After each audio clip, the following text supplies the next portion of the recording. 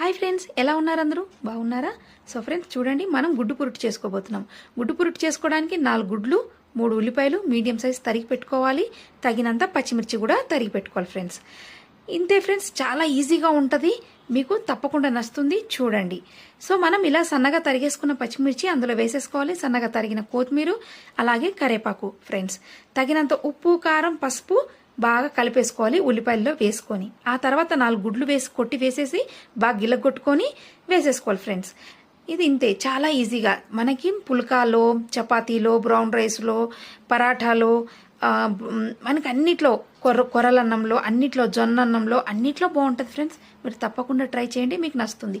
ఓ మందపాటి కడాయి పెట్టుకొని ఆయిల్ వేసుకొని దాంట్లో కాస్త మనం జీలకర్ర వేసుకొని ఫ్రెండ్స్, అండ్ బాగా ఇదంతా వేసేసుకోవాలి. మనం హై పైన చేసుకుంటూ అక్కడే నిలబడాలి. 5 minutes అయిపోతుంది ఫ్రెండ్స్. చాలా ఈజీగా, చుట్టాలు వచ్చినా కూడా సింపుల్గా ఈజీగా